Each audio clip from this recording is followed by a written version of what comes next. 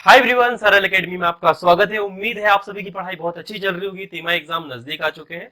तिमाही नहीं आए होंगे तो हो सकता है जब भी आप ये वीडियो देख रहे होंगे एग्जाम तो किनारे आ ही गए होंगे। ठीक है। और स्टार्ट करने से पहले कुछ प्रीवियस वीडियो के बारे में बात कर लेते हैं। हमने प्रीवियसली पढ़ा था खुली संरचना वाले एल्केनो के आईयूपीएसी नामकरण। आप बोलेंगे सर खुली संरचना वाले क्या होते हैं, तो आप या तो पुराने वीडियोस देख सकते हैं या फिर कुछ मैं आपको यहाँ पर रिवाइज करके बता देता हूँ। खुली संरचना वाले होते हैं जब कार्बनिक यौगिक कुछ इस प्रकार से संरचना आप बनाते हैं और इनका हम नामकरण करते हैं। ठीक है। यहां पर आपको कुछ एक श्रृंखला दिखी। यहां पर आप ये कह सकते हैं कि कार्बन ने एक ब्रांच निकाली हुई है और ये कार्बन की जो ब्रांच है स्वयं खुद ही के प्रतिस्थापी समूह द्वारा मिलके बनी हुई है। अब क्या होगा, ये हमने पहले वाले वीडियो में कवर करा था। ठीक है। ये वाला जो लेक्चर है हमने हो सकता है तीसरे या चौथे लेक्चर में इसके नामकरण की बात की थी। उसके बाद वाला जो लेक्चर आया था उसपे हमने बात करी थी कि जब यहां पर कोई क्रियात्मक समूह हो, जैसे कि वो बीआर हो सकता है, वो हाइड्रोक्सी समूह हो सकता है, वो एल्डिहाइड समूह हो सकता है, वो कीटोन या कार्बोनिल समूह हो सकता है, या फिर वो कार्बोक्सिलिक समूह हो सकता है। I mean there is lots of क्रियात्मक समूह जो कार्बनिक यौगिकों की अभिक्रियाशीलता को बढ़ा दे या परिवर्तित कर दे। इसे हम ऐसे समझते हैं। ठीक है। तो हमने कुछ इस प्रकार से नामकरण देखा था, बहुत सारी चेन देखी थी। मतलब ये तो हम छोटे छोटे एग्जाम्पल देख रहे हैं, है ना। हमने मतलब हर एक तरह से ये देख लिया था कि किसे पहले पढ़ा जाता है, किसके लिए अनुलग्न लगता है, किसके लिए पूर्व लग्न लगता है। ये सब सारी बातें हमने पढ़ चुके हैं पहले ही। ठीक है। जैसे यदि इसका नाम हमें लिखना हो, यदि किसी बच्चे को नाम लिखना हो इसका और उसे नहीं पता, तो हम ये सीख चुके हैं कि जिस ओर प्रतिस्थापी समूह या क्रियात्मक समूह होते हैं उस ओर के कार्बन को पहला कार्बन माना जाता है।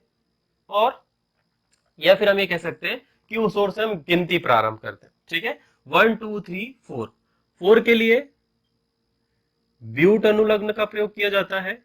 और आप सभी को पता होना चाहिए कि जब सारे आवंत कैसे हो, सिंगल हो, तो हम डायरेक्ट लिख देते हैं एन, यानी कि एन अनुलग्न लगता है किसके लिए, जब सारे आवंत सिंगल हो या फिर सिग्मा आवंत हो, तो उसके लिए एन लगता है। साथ ही यहाँ पर एक प्रतिस्थापी समूह जुड़ा है। प्रतिस्थापी समूह का नाम है मैथिल। ये हम सीख चुके हैं। और ये कौन से कार्बन से जुड़ा है, दूसरे कार्बन से। तो इस प्रकार से आप इसका नाम लिख सकते हैं 2 मेथिल ब्यूटेन। इसी प्रकार से यहां पर प्रतिस्थापक समूह की जगह कौन जुड़ चुका है, क्रियात्मक समूह। क्रियात्मक समूह कौन है, हेलोजन। हेलोजन में कौन सा, तो उसका नाम है ब्रोमीन। क्या नाम है इसका, ब्रोमीन। तो ब्रोमीन कहां पर जुड़ा हुआ है, कहां पर जुड़ा हुआ है, दूसरे कार्बन। तो इसका आप नाम लिखेंगे 2 ब्रोमो ब्यूटेन। देखो, ये तो हम पिछला रिवाइज कर रहे हैं, पिछला हम रिकैप कर रहे हैं। ठीक है। जल्द ही मैं आपको बेस बनाने की कोशिश कर रहा हूं और हम अचानक से, मतलब अचानक से नहीं, धीरे धीरे धीरे धीरे करके आगे बढ़ेंगे। ये आप मिलाते रहेंगे कि हम सही लिख रहे हैं कि नहीं। अब यहां पर ध्यान से देखोगे कि क्रियात्मक, अच्छा चलो, और ये थोड़ा सरल हो गया। अब मान लो ये क्रियात्मक समूह यहां कहीं जुड़ा हुआ है। ठीक है। तो ऐसी स्थिति में गिनती किधर से स्टार्ट होगी, इधर से स्टार्ट होगी या इधर से स्टार्ट होगी। तो ये बातें हमने कवर करे हैं कब, इसके जस्ट पहले वाले लेक्चर में। तो आप चाहें तो उसे देख सकते हैं। और यहां पर आपको पता होना चाहिए कि जब ऐसी कोई स्थिति आती है तो किसे प्राथमिकता देना है, इसका एक क्रम है। और इसी को हमने पिछले वाले वीडियो में समझा है कि क्रियात्मक समूह की प्राथमिकता का क्रम क्या होता है, कैसे आप पहले पढ़ेंगे, यानी कि किसके लिए पूर्व लग्न का प्रयोग होगा, किसके लिए अनुलग्न का प्रयोग होगा, कहां से कार्बन की गिनती स्टार्ट होगी। ये सब पिछले वीडियो में बात हुई, जिसे आप यहाँ कहीं ऊपर क्लिक करके देख सकते हैं। तो यहाँ पर हेलोजन और हाइड्रोक्सी समूह में सबसे अधिक क्रियात्मकता दी जाएगी हमारे हाइड्रोक्सी समूह को। तो हमारी गिनती चालू होगी इस ओर से। तो इसका नाम आप लिखेंगे 3 ब्रोमो, क्या है ये, ब्यूटेन की संरचना है। Butane 1 all. ठीक है। क्या सर इससे अधिक भी ऐसा कुछ हो सकता है क्या, कि यहां पर मान लो, क्या ऐसा भी हो सकता है कि इस समूह में यदि ये जुड़ जाए तो अब हम इसे कैसे पढ़ेंगे, क्या पढ़ लें? इसके लिए भी हमने बताया हुआ है कि अब आपकी जो गिनती है वो किस ओर से स्टार्ट हो जाएगी, आपकी गिनती स्टार्ट हो जाएगी इस ओर से, और इसका नाम भी परिवर्तित हो जाएगा। तो इसके लिए आपको देखना होगा हमारा पुराना वाला वीडियो। अब हम स्टार्ट करते हैं आज का हमारा जो मुख्य टॉपिक है कि चक्रीय श्रृंखला वाले कार्बनिक यौगिकों का आईयूपीएसी नामकरण कैसे किया जाता है। ठीक है, चलो हेडिंग लगा लो, चक्रीय संरचना वाले कार्बनिक यौगिकों का आईयूपीएसी नामकरण। ठीक है, तो हमें पता है दो प्रकार की चक्रीय संरचना बनती है।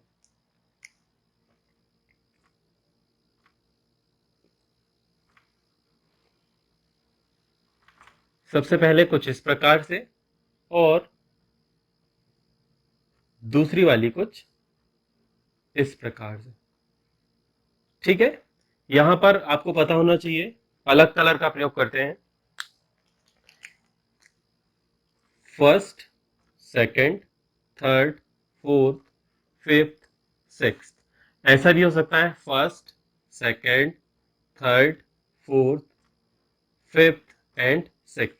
जरूरी नहीं कि हम इधर से गिने या इधर से गिने, ये हम बाद में बताएंगे कि किस ओर से गिना जाता है, परंतु कहीं निश्चित नहीं होता कि पहला कार्बन कौन सा होगा या पहला कार्बन तो हमेशा निश्चित ही होगा, दूसरा और छठवां कार्बन कौन सा होगा ये निश्चित नहीं होता। आप इधर से भी गिन सकते हैं इसे, कुछ स्थितियां समान आएंगी, कुछ स्थितियां अलग आएंगी। सामान्य स्थिति कौन सी आती है, हमेशा एक, और जो 4 नंबर वाला है कार्बन वो हमेशा एक सी स्थिति पे आता है और इसे बोला जाता है पैरा स्थिति। ठीक है, आज हम सब समझेंगे, किसे ऑर्थो बोलते हैं, किसे पैरा बोलते हैं, किसे मेटा बोलते हैं। डन। तो जब ऐसी संरचना हो, इसकी बड़ी संरचना भी बना के बता देता हूं आपको, आई होप मैं पहले भी बताया होगा आपको कि यहां पर, अच्छा, कार्बन कितने आबंध बनाता है, तो कार्बन बनाता है सर 4 आबंध। ये बड़ी मुख्य बात है, मोटी बात है, कॉपी में कहीं नोट कर लेना कि कार्बन कितने आबंध बनाता है, तो 4। यहां पर यदि आप ध्यान से देखोगे, हम इसको संरचना को समझ रहे हैं, थोड़ा फंबल हो रहा है, कोई बात नहीं, बहुत दिनों के बाद वीडियो शूट हो रहा है आज। रिकॉर्डिंग चल रही है ना, हाँ चल रही है, ओके। नाउ यहां पर कार्बन ने कितने आबंध बनाए हैं, 2। अब इसके दो दो इलेक्ट्रॉन रहते हैं फ्री, इन फ्री इलेक्ट्रॉनों का भी संयोजन करना जरूरी है। तो यहां पर आप जोड़ देंगे हाइड्रोजन, यहां पर भी हाइड्रोजन, यहां पर भी हाइड्रोजन, यहां पर भी हाइड्रोजन, यहां पर ये सब जगह पर कार्बन के जो इलेक्ट्रॉन है वो आबंध बना लेते हैं। मतलब यदि ध्यान से देखोगे तो कार्बन ने सभी जगह सिंगल आबंध के साथ में रासायनिक संरचना का निर्माण किया है या यौगिक का निर्माण किया। जब ऐसी स्थिति होती है तो आप इसे बोलते हैं कार्बन की बंध संरचना। ठीक है, 1 2 3 4 5 6, तो ये है हेक्सेन की संरचना। ठीक है, काय की संरचना है, हेक्सेन की संरचना। परंतु आपको एक बात पता होनी चाहिए, वो क्या है कि खुली संरचना के लिए सर हेक्सेन होता है, बंद संरचना के लिए एक शब्द का प्रयोग किया जाता है और उस शब्द का नाम है साइक्लो। ठीक है, यदि कार्बन ने सभी जगह पर सिंगल आबंध के साथ में संरचना बनाई हुई है और कुछ इस प्रकार से संरचना है, तो ये संरचना के सामने आप लिख देंगे साइक्लो और आगे लिख देंगे हेक्सेन। बाई चांस क्या होगा, कभी कभी यहां पर यदि ये 2 हाइड्रोजन हट जाए और यहां पर जो फ्री इलेक्ट्रॉन है ये कुछ इस प्रकार से आबंध बना ले, ठीक है, कुछ इस प्रकार से आबंध बना ले, तो यहां पर अब ये संरचना जो है वो साइक्लोहेक्सेन से परिवर्तित हो गई साइक्लोहेक्सीन में। ठीक है, यहाँ डबल बॉन्ड आता है और आपको पता है जब डबल बॉन्ड आता है तो अनुलग्न लगता है ईन, और है ना, ईन उसके लिए अनुलग्न लगता है, और सिंगल आबंध के लिए एन लगता है और ट्रिपल आबंध के लिए आइन लगता है। डन। ये था एक उदाहरण की जब बंध संरचना होती है, अब जरूरी नहीं कि 6 ही कार्बन हो, यहाँ पर दो कार्बन सॉरी 3 कार्बन भी हो सकते हैं, 4 कार्बन भी हो सकते हैं, 5 भी हो सकते हैं, 6 भी हो सकते हैं और 7 भी हो सकते हैं। तो वही जैसे आप एल्किल हैलाइडों का नाम लिखते हैं, सॉरी देखो ये हमसे ना एक्चुअली 12वीं का आ रहा है। एल्किल हैलाइड मतलब होता है हेलो एल्केन। तो आगे पढ़ेंगे, कोई बात नहीं, इसके बाद वही वीडियो शूट होने वाला, दैट्स व्हाई वो निकला हमारे मुंह से। तो जब ऐसी कोई संरचना होती है जिसमें कार्बन बंद संरचना बनाते हैं परंतु कैसे जुड़े होते हैं, सिंगल सिंगल आवन, तो आप जैसे एल्केनो का नाम लिखते हैं वैसे लिख देंगे, सामने साइक्लो लगा देंगे, डन। अब बात करते हैं आज का जो हमारा मुख्य और बड़ा ही इंपॉर्टेंट टॉपिक है कि चक्रीय संरचना में जो हमारा, इसे क्या बोलते हैं, इसे बोलते हैं बेंजीन। क्या बोलते हैं? बेंजीन। अब बेंजीन से रिलेटेड एक फैक्ट आपको बता दूं कि बेंजीन को सबसे पहले खोजा किसने था, कौन से वो साइंटिस्ट थे, इसके बारे में आपको पता होना चाहिए। यदि आप नीट, पीएनएसटी और अलग अलग तरह के एग्जाम देंगे तो वहां पर पता होना चाहिए कि बेंजीन किसने खोजा था। तो एक ऐसे साइंटिस्ट जिन्होंने विद्युत जनरेटर की खोज करी और जिन्हें बहुत कम आंका गया, जिनकी फॉर्मल एजुकेशन बहुत कम थी, परंतु इस दुनिया को जो उन्होंने दिया वो सराहनीय है, जिसे आप बोलते हैं इलेक्ट्रिसिटी। माइकल फेराडे एक ऐसे साइंटिस्ट जिनकी फॉर्मल एजुकेशन, बड़े सम्मान के साथ इनका नाम लेना चाहिए, जिनकी फॉर्मल एजुकेशन बहुत ही कम थी, परंतु ये प्रायोगिक वैज्ञानिक थे जो प्रयोग कर करके चीजों का पता लगाते थे, चित्रात्मक रूप से इन्हें दर्शाते थे और हमारे सामने प्रस्तुत करते थे। ठीक है, इन्होंने जो पदवी होती है इंग्लैंड में रॉयल इंस्टीट्यूट पर मुख्य भूमिका, अब थोड़ी सी हिस्ट्री की बात हो रही तो बता ही देता हूं कि इन्हें पद मिला था परंतु इन्होंने स्वीकार नहीं किया। अब वो पद पर कौन थे? तो जिन्होंने माइकल फेराडे को माइकल फेराडे बनाया, यानी कि हाम्फ्री डेवी, उन्होंने माइकल फेराडे को खोजा, माइकल फेराडे से काफी प्रभावित थे। माइकल फेराडे ने इनकी जो प्रयोग होते थे इनके हाम्फ्री डेवी के, उनको बुक में चित्रात्मक रूप से संचित किया। आप बहुत सारी हिस्ट्री गूगल पे मिल जाएगी, तो you should learn about Michael Faraday की हु इज माइकल फेराडे और इनकी क्या क्या योगदान है हमारे लिए। आप बिल्कुल, आपके रोंगटे खड़े हो जाएंगे कि एक ऐसा वैज्ञानिक कितनी प्रतिभापूर्ण रहा होगा उस समय, कि हालांकि बहुत सारे लोग बुली भी करते हैं ना हमारे आसपास में, जो ज्यादा पढ़े लिख जाते हैं और पढ़े लिखे लोगों, जो नॉर्मल पढ़े लिखे नहीं होते, उनका उपहास करते हैं, वैसी चीजों का सामना इन्होंने भी किया है। परंतु हमारा टॉपिक ये नहीं है, हम आगे बढ़ते हैं। क्या मैं इनका जब भी नाम सुनता हूँ थोड़ा सा खो जाता हूँ, वार्म फील करता हूँ, because Michael Faraday great scientist, दुनिया के दूसरे और सॉरी तीसरे और चौथे नंबर पर इनका नाम आता है, पहले और दूसरे पर आप मुझे बताएंगे कौन आता है। ठीक है, ये आपका सवाल है कमेंट सेक्शन पे। आज हम इसका नामकरण सीखेंगे कि इसका नामकरण कैसे होता है। सामान्य अवस्था में हम इसे वेंजीन के नाम से जानते हैं। किसके नाम से जानते हैं बेटा? वेंजीन के नाम से। अब वेंजीन में क्या होंगे? बहुत सारे क्रियात्मक या प्रतिस्थापी समूह जुड़े होंगे। ठीक है, क्या जुड़े होंगे?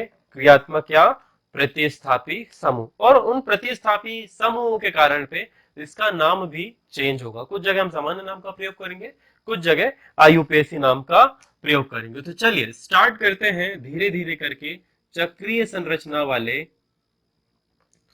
कार्बनिक यौगिकों का आईयूपीएसी नामकरण।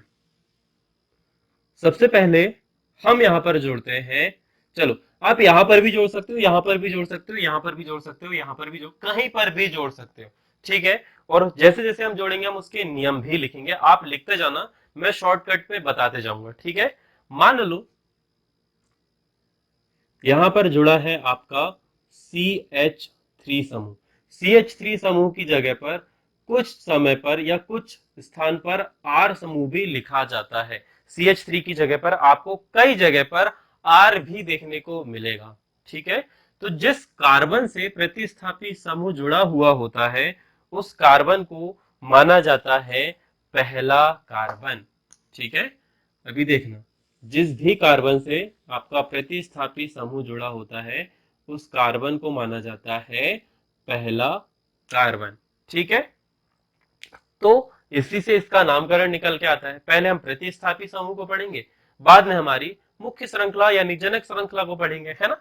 तो इसे बोला जाता है, CH3 को बोला जाता है मैथिल। क्या बोलते हैं हम इसे? मैथिल। और इसका नाम क्या है? वेंजीन। देखो हमारी राइटिंग धीरे धीरे करके प्रैक्टिस से सुधर गई। फर्स्ट टाइम ऐसा है कि जब हमने एक ही बार में से सीधा लिख देना, हर बार हमारे साथ ये होता है कि हमारी लाइन ऐसी तिरछी जाती है, ठीक है। But practice makes you perfect. Board पर लिखने की हमारी आदत नहीं थी, परंतु हमने अपने आप को ठीक किया। साथ ही जब मैथिल व्यंजन की बात करें तो इसे टालुइन भी बोला जाता है। क्या बोला जाता है? टालुइन भी बोला जाता है। डन। क्या कहते हैं इसे? टालुइन। अब जरूरी नहीं कि हर बार CH3 जुड़े, दूसरे क्रियात्मक समूह भी जुड़े हो। जैसे कि मान लो यहां पर कोई हेलोजन जुड़ गया। हेलोजन क्या होते हैं सर? तो हेलोजन होते हैं फ्लोरीन, क्लोरीन, ब्रोमीन और आयोडीन। आवर्त सारणी में समूह 17 के तत्वों को बोला जाता है हेलोजन। जिससे रिलेटेड आपको आगे एक चैप्टर देखने को मिलेगा 12th में, नाम है उसका हेलो एल्केन एवं हेलो एरीन। यहाँ पर तो बेटा 2 चैप्टर है ऑर्गेनिक केमिस्ट्री के। जब आप 12th में आओगे ना, तब आपको सही मजा आएगा। ऑर्गेनिक केमिस्ट्री में आपके साथ बहुत अच्छा मजाक हुआ है, पता है। 11वीं में से 2 चैप्टर, 12वीं में 5 चैप्टर, ठीक है। तो यहां पर बेस कंप्लीट कर लो। मैं बार बार अपने ऑफलाइन वाले बच्चों को भी बोलता हूँ, ऑनलाइन वालों से भी बड़ी रिक्वेस्ट है कि यहाँ पर ऑर्गेनिक केमिस्ट्री को अपना दोस्त बना लो। कैसे बोले? लड़की हो तो बॉयफ्रेंड बना लो, लड़का हो तो गर्लफ्रेंड बना लो। मतलब इतना अच्छा दोस्त बना लो कि बाद में जितना समय आप बाकी चीजों को देते हो, उतना ही समय ऑर्गेनिक केमिस्ट्री को भी दो। और ये आगे तो आपका साथ नहीं छोड़ेगी। डन, या छोड़ेगा। ओके। नाउ जब तक आप पढ़ रहे हो, अब यहां पर क्या जुड़ गया? यहां पर जुड़ गया हेलोजन यानी कि ब्रोमीन। ब्रोमीन के लिए शब्द प्रयोग होता है ब्रोमो। क्या प्रयोग होता है बेटा? ब्रोमो। बाद में जनक श्रृंखला का नाम वेंजीन। ये हो गया आपका ब्रोमो वेंजीन। सामान्य नाम भी बता दें। सामान्य नाम देखो नॉर्मली अभी नहीं बताना चाहिए, कंफ्यूजन हो जाएगा, पर फिर भी मैं बता देता हूं। सामान्य नाम में आप इसका नाम लिख सकते हैं एरिल ब्रोमाइड। ब्रोमाइड, ठीक है। टा नहीं आता, डा आता है सर। Benzene aryl bromide. अब मान लो कि बेंजीन के अलावा आपका यहां पर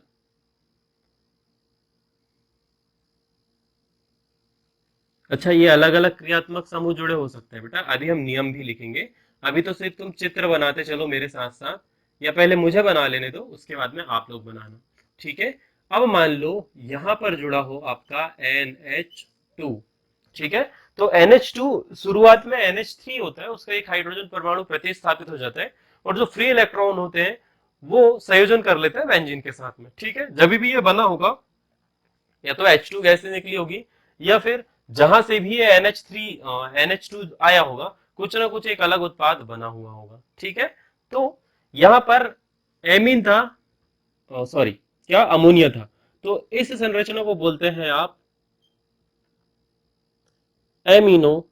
अमोनिया से बनता है एमिनो, और इसे बोला जाता है वेंजीन, ठीक है। अब इसका एक सामान्य नाम है जिसे हम जानते हैं एनिलिन के द्वारा। किसके द्वारा जानते हैं? एनिलिन। बार बार ये आएंगी सारी चीजें, एक एक करके हम नोट करते जाएंगे। अब और आगे बढ़े हम, एक एक करके समझेंगे सारी चीज, है ना। आज पूरी चक्रीय संरचना हमें समझनी है एनी हाउ। हम धीरे धीरे समझेंगे। कुछ बच्चे ना बहुत ही ज्यादा स्किप कर देते, मैं देखता हूँ अपने इंस्टिंक्ट यूट्यूब वीडियोस की। मुझे नहीं पता क्या दिक्कत है, आप लोग क्यों सपोर्ट नहीं कर रहे हो, तो छोड़ के चले जाते हैं आधे में, पता नहीं क्या दिक्कत है। अब यहाँ पर OCH3 समूह जुड़ा जा हो, आपकी बुक में यहाँ पर इसके लिए लिखा है OMe, ठीक है। शॉर्टकट लिखा हुआ है क्या? OMe। तो OMe के स्थान पर आप पूरा लिखेंगे OCH3। तो ऐसे ही संरचना को आप बोलेंगे। अच्छा, ये वीडियो शूट करने के लिए मैं बहुत दिनों से सोच रहा हूँ बेटा, पता है, पर टाइम के कारण हम शूट ही नहीं कर पाए। इसे बोला जाता है मेथाऑक्सी वेंजीन। क्या कहते हैं इसे? मेथाऑक्सी वेंजीन। इसका एक और नाम है जिसे हम यहाँ लिख देते हैं, कहाँ लिखे, चलो यहीं लिख देते हैं, नीचे लिख देते हैं। इसे बोला जाता है एनीसॉल। क्या बोलते हैं इसे? एनीसॉल भी इसे बोला जाता है। अब सभी में ध्यान से देखोगे तो जहां पर भी क्रियात्मक समूह जुड़ा है, ये आपका पहला कार्बन है। क्रियात्मक का समूह भी जुड़ा हो सकता है, और क्या जुड़ा हो सकता है, आपका प्रतिस्थापी समूह भी जुड़ा है। अब एक और रह गया, हमने इधर बहुत दूर दूर बना दिए हैं, एक और बना ही देते हैं, दैट इज छोटा सा बना देते हैं ना, इसे छोटा सा बना देते हैं। कुछ के आपको सामान्य नाम भी याद रखने हैं और आयुपेसी। मान लीजिए यहाँ पर क्या जुड़ा है, NO2 समूह जुड़ा है, तो ऐसी संरचना को आप बोलेंगे नाइट्रो बेंजीन। इसका कोई भी दूसरा नाम नहीं है। डन। फटाफट से इन सभी को नोट करो। आप ये लिख सकते हो इसके नीचे, जब इनको आप लिखोगे और इन सभी के नीचे आप एक नियम डाल लो बेटा, कि जिस कार्बन से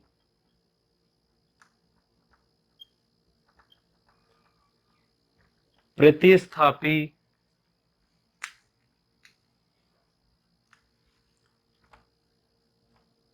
या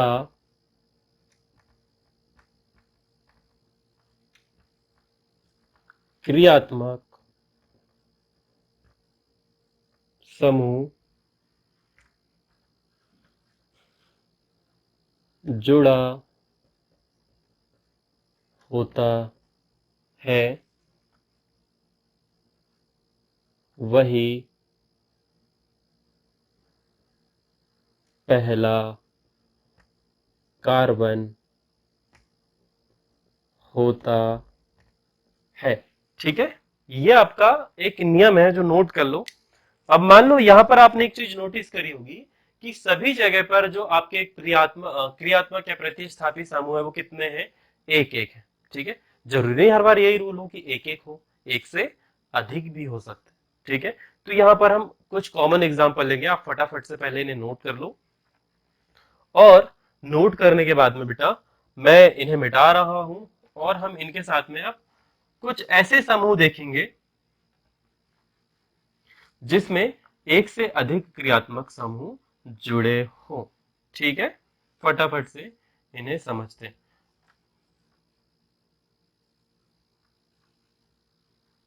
मेरी व्यंजन रिंग बनी हुई रहेगी, आप चाहो तो बना सकते हो, नहीं। चलो,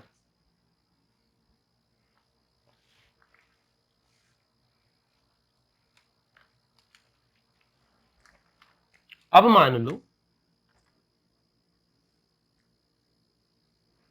एक बीआर यहां पर जुड़ा है, एक बीआर यहां पर जुड़ा है, एक बीआर यहां जुड़ा है। अब बीआर के चक्कर में कुछ लोगों को बिहार ना सुनाई दे जाए,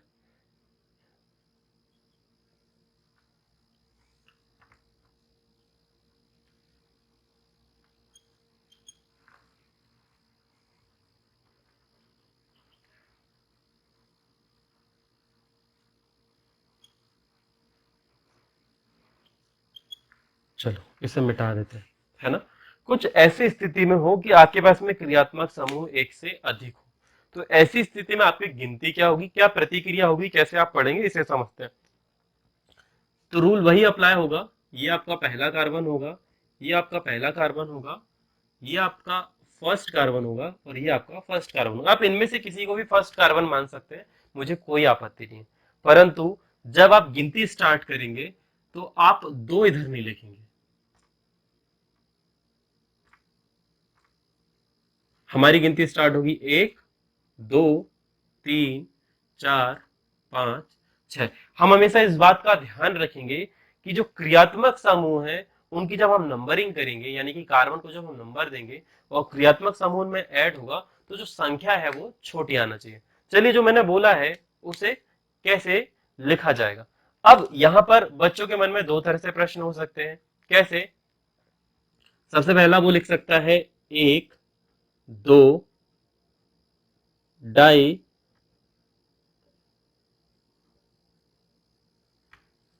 ब्रोमो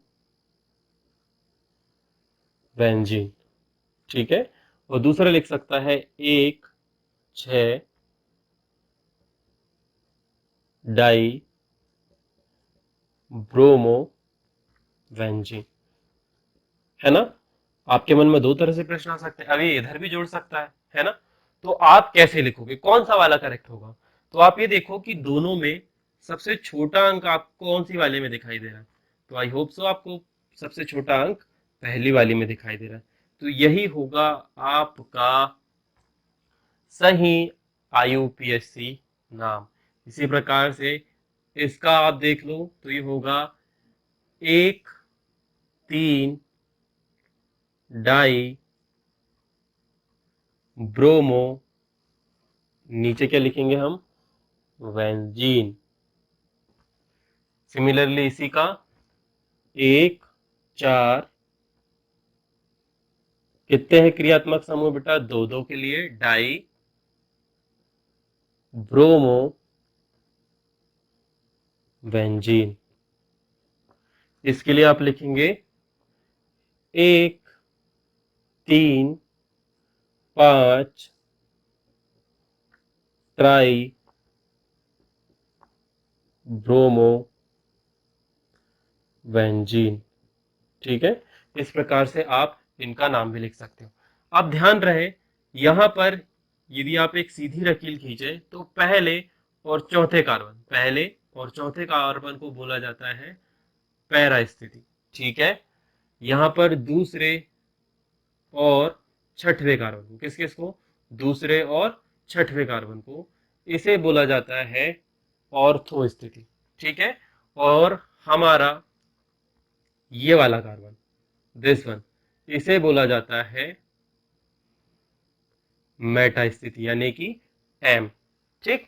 अब इसका सामान्य नाम आप लिखना चाहो तो आप यहां पर ये कौन सी स्थिति, ये पैरा हो गई, ये हो गई ऑर्थो। तो पैरा को एक मान लिया जाता है और जो आगे पीछे वाले होते हैं ना ऑर्थो, इस वाले को भी आप क्या बोलेंगे, ऑर्थो। इस वाले को आप क्या बोलेंगे, मेटा। इसको आप क्या बोलेंगे, मेटा। और ये वाले को बोलेंगे आप पैरा। तो यहां पर ध्यान से देखोगे तो पैरा पर पहला कार्बन है, दूसरे कार्बन पर एक और Br जुड़ा है। तो इसका सामान्य नाम यदि आपको लिखना है तो आप यहां पर सीधे लिखोगे ऑर्थो यानी कि O डाई ब्रोमो बेंजीन। ठीक है। ये भी इसका नाम है। सिमिलरली इसका नाम यदि लिखना है तो आप लिखेंगे एम डाई ब्रोमोबेंजीन। इसका नाम लिखेंगे तो पी डाई ब्रोमोबेंजीन। इसका नाम अलग टाइप से होता है, सिम करके आप लिखना पड़ेगा, सिम ट्राई ब्रोमोबेंजीन। उसे लिखने की आवश्यकता नहीं है, अभी आप सिर्फ इतना लिखेंगे। ठीक है। आप हमेशा जब भी आप दूसरा नेम इसके नीचे लिखना चाहेंगे तो आप ये लिखेंगे दूसरे नियम पे कि कार्बनिक क्रियात्मक समूह एक से अधिक होने पर हम गिनती उस ओर से ही प्रारंभ करेंगे, हमारी गिनती उस ओर जाएगी जिस ओर क्रियात्मक समूह को लघुत्तम अंक मिले। जो दूसरा नियम हमने वहां पर लिखा था खोली संरचना में, वही बंध संरचना पे भी लागू होता है। अब तीसरी बड़ी इंपॉर्टेंट चीज, फटाफट से ये नोट कर लो, मैं मिटाने वाला हूं। आप वीडियो पॉज करो यहीं पर और नोट कर लो। ठीक है। जो नियम मैंने बोला उसके लिए आपको रिपीट करना पड़ेगा, रिपीट करके देख लेना। अब यहां पर कुछ इंपॉर्टेंट चीजें चालू होने वाली है। अब हम यहां पर जो अपने क्रियात्मक समूह देखा है बेटा, जो भी हमने क्रियात्मक समूह देखे वो कैसे थे, वो सारे सेम सेम थे, है ना। अभी जो अपने क्रियात्मक समूह देखे सारे हमने एक से कर दिए, सर ये तो आसान था, ये आप क्या बता रहे हो। अब हम ये देखते हैं एक लेवल ऊपर का, एक लेवल ऊपर का देखते हैं और अलग अलग प्रकार के क्रियात्मक समूह जोड़ने की कोशिश करते हैं। ठीक है। मैथिल भी जोड़ेंगे, एथिल भी जोड़ेंगे, ब्रोमीन भी जोड़ेंगे, मतलब सब तरह के जोड़ेंगे। जो हमारी बुक में उदाहरण है वो सारे उठा के देख लेते हैं। ठीक है। इन फर्स्ट सिचुएशन हमारे पास में यहां पर जुड़ा हुआ है Cl, चलो इसे मिटा देते हैं। और इसी के जस्ट बाजू में जुड़ा है NO2। और फिर से जहां पर Cl जुड़ा है उसके जस्ट नीचे फिर से जुड़ा है क्या, NO2 समूह। एक ये वाला दिया है आपके पास में, हाँ यही वाला दिया है। फिर से यहां पर आपके पास में ऊपर की तरफ यहाँ पर जुड़ा है NO2 समूह, इसके बाद में यहाँ पर इस कार्बन से जुड़ा है Cl, यहाँ पर जुड़ा है क्या, CH3। ये आपका दूसरा एग्जाम्पल। इसके बाद में यहाँ पर जुड़ा है O, CH3, देन यहाँ पर जुड़ा है Cl और फिर से पैरा स्थिति में जुड़ा है CH3। बहुत सारे एग्जाम्पल आपके पास में दिए हुए हैं। पहले हम सभी को लिखते हैं एक तरफ से, फिर इनके आईयूपीएसी नामकरण भी देखेंगे कि किसे पहले पढ़ा जाता है। ठीक है, यहाँ पर होगा NH2, इसके बाद में आगे जो जुड़ा है वो जुड़ा है CH3 और पैरा स्थिति पे, है ना, पैरा स्थिति पे जुड़ा है C2H5। कुछ इस प्रकार के 4 एग्जाम्पल आपको बना लेने हैं, 4 ही है ना, बुक में 5 दिए हुए हैं, हम आगे पढ़ेंगे इसे। ठीक है, किसे पहले पढ़ा जाता है और किसे बाद में पढ़ा जाता है, ये समझते हैं। डन।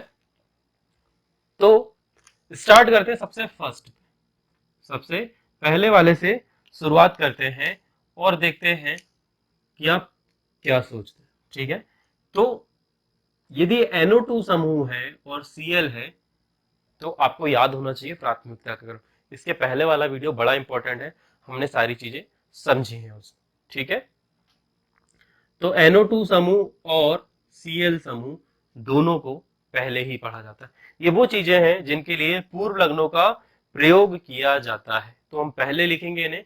कुछ ऐसे क्रियात्मक समूह हैं जिन्हें बाद में लिखा जाता है, उनके लिए भी हम देखेंगे। यहाँ पर जितने भी लिखे हुए हैं सबके लिए पूर्व लग्नों का प्रयोग किया जाएगा। जैसे कि अब मान लो इन्हें पहले लिखा जाता है, पूर्व लग्न का मतलब इन क्रियात्मक समूह को पहले लिखा जाता है, हम बाद में नहीं लिखते हैं। और अनुलग्न का मतलब जो बाद में, जैसे कि OH समूह हो गया, COH समूह हो गया, CHO समूह हो गया, ये सारे समूह बाद में लिखे जाते हैं। ठीक है, तो यहाँ पर जो हमारा Cl है ये होगा पहला कार्बन, दैट इज 2, ये 3, 4, 5 एंड 6। कुछ बच्चे इधर से घुमा दे तो वो गलत है।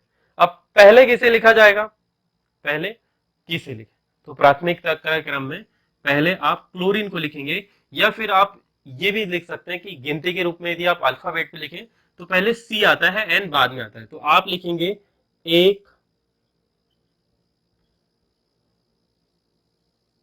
क्लोरो, उसके बाद में 2 4 डाई, कितने बार है, 2 बार है नाइट्रो समूह, 2 नाइट्रो,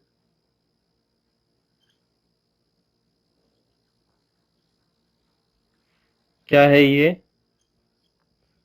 वेंजीन। हमारे पास में अगली संरचना है जहां पर अलग अलग प्रकार के क्रियात्मक समूह जुड़े हुए हैं। ठीक है, हमें ये देखना है कि किसे पहले प्राथमिकता दिया गया, यानी कि कार्बन की नंबरिंग कहां से स्टार्ट होगी। सबसे बड़ा क्वेश्चन तो इसमें ये होगा, क्योंकि कौन से क्रियात्मक समूह को प्राथमिकता दे दी जाए, ये थोड़ी दिक्कत वाली बात है। ठीक है, तो ऐसी स्थिति में हम ये देखेंगे हमारा प्राथमिकता का क्रम क्या कहता है। तो ऐसी स्थिति में जब बेंजीन रिंग हो तो पहला यहां पर होगा, दूसरा ये होगा, तीसरा ये होगा, चौथा ये, पांचवा ये और छठवा ये होगा हमारा प्राथमिकता का क्रम। हम ये देखेंगे कि किस समूह को पहले लिखा जाता है, इसके लिए आपको हमारा पुराना वाला वीडियो देखना पड़ेगा। डन है। सबसे पहले यदि क्रियात्मक समूह की बात करें तो CH3 समूह यानी मैथिल समूह को प्राथमिकता दी जाती है, पहला कार्बन इसी से माना जाएगा। अब सर लिखेंगे किसे पहले, क्या पहले 1 मैथिल लिख दें, या 2 क्लोरो लिख दें, या 3 क्लोरो लिख दें, सॉरी 4 नाइट्रो लिख दें। तो यहां पर हम जो क्रम फॉलो करेंगे वो होगा अंग्रेजी वर्णमाला क्रम। किसे पहले लिखा जाएगा इसके लिए फॉलो किया जाएगा अंग्रेजी वर्णमाला क्रम। तो सबसे पहले कौन आएगा, यहां पर CH3 के लिए आप अनुलग्न लगाते हैं मैथिल, और मैथिल स्टार्ट होता है M से। क्लोरीन के लिए आप अनुलग्न लगाते हो क्लोरो, और क्लोरीन या चालू होता है C से। और नाइट्रो के लिए आप नाइट्रोजन के लिए आप लगाते हो अनुलग्न नाइट्रो। नाइट्रोजन के लिए NO2 समूह के लिए आप अनुलग्न लगाते हो, सॉरी पूर्व लग्न, अनुलग्न नहीं बेटा, पूर्व लग्न, एन लगाते हो। क्या लगाते हो, एन। अब अंग्रेजी में देखो कि पहले कौन आएगा, पहले C आता है, फिर M आता है और फिर N आता है। तो बस इसी क्रम को आप फॉलो कर लो। तो आप क्या लिखोगे, सबसे पहले क्या आएगा, 2 क्लोरो, फिर उसके बाद में कौन आता है, एम, तो ये 1 मैथिल, फिर उसके बाद में आता है 4 नाइट्रो, फिर बेंजीन। कुछ इस प्रकार से आप लिखेंगे। इसी प्रकार से यहां पर भी सेम चीजें होगी, ये first, second, third, fourth, fifth and six, इस प्रकार से आपको इसका नामकरण भी करना है ना। इस प्रकार से आप इसका नामकरण भी कर सकते हैं, चाहे तो हमारी बुक में दूसरी तरीके से दिया हुआ है। यहाँ पर क्रियात्मक समूह का क्रम यदि देखा जाए तो इस प्रकार से आप इसका भी नामकरण कर सकते हैं। परंतु एक और नाम पद्धति हमारे पास में मौजूद है। आप सभी को क्या पता है, आप सभी को ये पता है बेटा कि जब ये जुड़ा होता है, ठीक है, ये जुड़ा होता है, तो आप इसे बोलते हो एनीसॉन। क्या बोलते हो, आपको पता है इसे क्या बोला जाता है, एनीसॉन।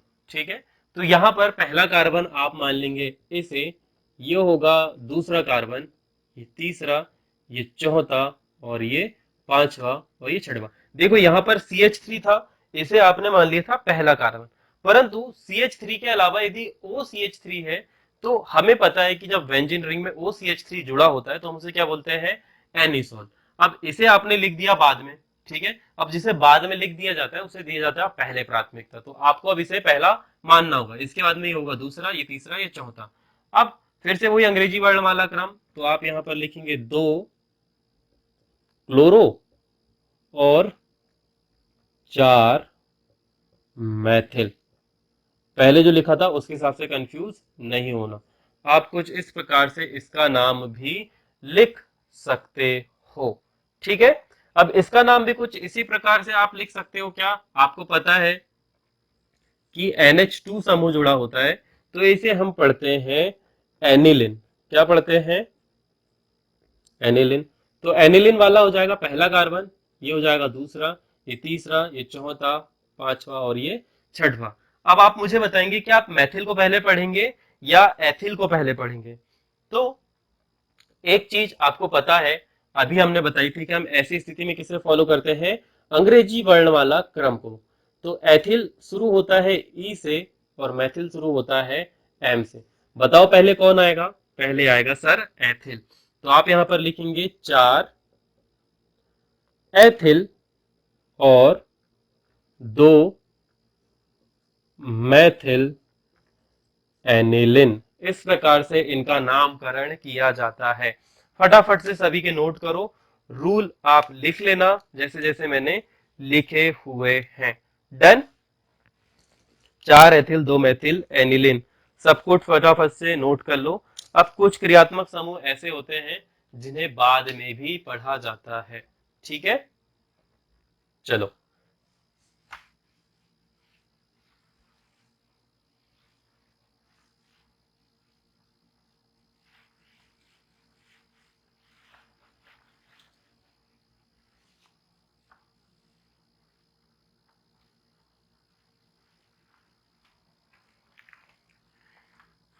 मान लो अब यहां पर जुड़ा है OH। क्या जुड़ा है, OH। तो आप इसे या तो हाइड्रोक्सी बेंजीन बोल सकते हैं, या हाइड्रोक्सी बेंजीन के अलावा आप इसका नाम ये भी लिख सकते हैं, क्या, फिनॉल। क्या लिख सकते हैं, फिनॉल। अब मान लो कि यहां पर आपका फिनॉल जुड़ा हुआ है और यहां पर आपका क्लोरीन जुड़ा है, तो पहले प्राथमिकता किसे दी जाएगी, तो यहां पर प्राथमिकता पहले दी जाएगी आपको OH वाले कार्बन को, बाद में आप दूसरा कार्बन इसे मानेंगे। तो इसका नाम आप लिखेंगे 2 क्लोरो और सीधे लिख देंगे क्या, फिनॉल। मतलब पहले कार्बन से क्या जुड़ा है, OH समूह जुड़ा है, ठीक है। इस प्रकार से अब ऑल नहीं लगाएंगे, ऑल लगता है खुली संरचना वाले के लिए, बंद संरचना वाले के लिए सीधे फिनॉल लगा दिया जाता है, ठीक है। नहीं तो आप बेंजीन वन ऑल लिख रहे हो, कुछ बच्चे जो होते हैं ना वो ज्यादा ही ज्ञानी हो जाते हैं। तो ऐसा लिखते हैं benzene one all. Benzene one all नहीं होता बेटा, डायरेक्ट यदि बेंजीन रिंग पे OH समूह जुड़ा है तो इट्स बिकम फिनॉल, और फिनॉल के लिए वन ऑल अनुलग्न नहीं लगता। डन है। उसके लिए आप सीधा फिनॉल ही लिखेंगे, फिनॉल अपने आप में IUPAC नाम है। तो यहाँ पर दूसरे कार्बन से आपका क्लोरीन जुड़ा है था, तो हमने दो क्लोरो फिनॉल लिख दिया। इसके अलावा आपकी बुक में ओ एथिल एथिल एनिसॉल बना है, क्या काय की संरचना दी है आपको, एक उदाहरण है, तो आप लिख सकते हो ओ एथिल एनिसॉल, मतलब ऑर्थो पोजीशन पे आपका एथिल समूह जुड़ा हुआ है। क्या जुड़ा है, ऑर्थो पोजीशन पे आपका एथिल समूह जुड़ा है। तो एथिल समूह के लिए C2H5। तो पैरा स्थिति यानी कि पहले कार्बन पर क्या जुड़ा है, तो एनिसॉल किसके लिए प्रयोग होता है बेटा, OCH3 के लिए प्रयोग किया जाता है। ठीक है, तो ये आपकी कुछ संरचनाएं हैं, आप लिख लेना इस प्रकार से। यहाँ पर पी नाइट्रो एनिलीन लिखा हुआ है। पी नाइट्रो एनिलीन का मतलब होता है कि पहले कार्बन पर NH2 जुड़ा होगा, चौथे कार्बन पर NO2 समूह जुड़ा होगा। इस प्रकार से आपको समझना है सभी के नामकरण। आई होप वीडियो काफी लंबा हो चुका है, आपको समझ में आई होंगी चीजें। यदि समझ में आई होगी तो कमेंट करके बताना। जिसने पूरा वीडियो देखा होगा आई गारंटी हूँ आपको थोड़ा बहुत तो समझ में आया होगा। 2-3 बार देखना, अपने हिसाब से नियम बनाना, प्रैक्टिस करना है। ऑर्गेनिक केमिस्ट्री में IUPAC नामकरण के लिए सबसे इंपॉर्टेंट जो चीज है वो है प्रैक्टिस। यदि आपकी प्रैक्टिस छूटी, ऑर्गेनिक केमिस्ट्री में IUPAC नाम पे आप ढेर हो जाओगे। ठीक है, क्योंकि हर जगह पर अलग अलग रूल लग जाते हैं, बहुत कॉम्प्लेक्स चीजें हैं, परंतु जब आप देखोगे, समझोगे, पढ़ोगे, ये आपके लिए इजी हो जाएगी। ठीक है, इसी उम्मीद के साथ में आपको वीडियो अच्छा लगा होगा, कमेंट करके जरूर बताना। फाइनेंशियली आप सरल एकेडमी को सपोर्ट कर सकते हो ताकि हम हमारी टीम एक्सपैंड करें, ऐसे नॉर्मल कपड़ों से टी-शर्ट पे आए। ठीक है, चल रहा है इस पर भी बात, बहुत सारे बड़े बड़े संस्थान टीचर्स लोग वहां पर टी-शर्ट पहनते हैं अपने लोगों के साथ ब्रांड, तो हम भी सोच रहे हैं कि करें। बस यही उम्मीद है, आप सपोर्ट करेंगे तो अच्छा है, नहीं करेंगे तो कमेंट करना, शेयर करना, ये भी हमारे लिए सपोर्ट से कम नहीं है। जल्दी मुलाकात होगी नेक्स्ट वीडियो में, तब तक अपना ध्यान रखिएगा। राधे राधे।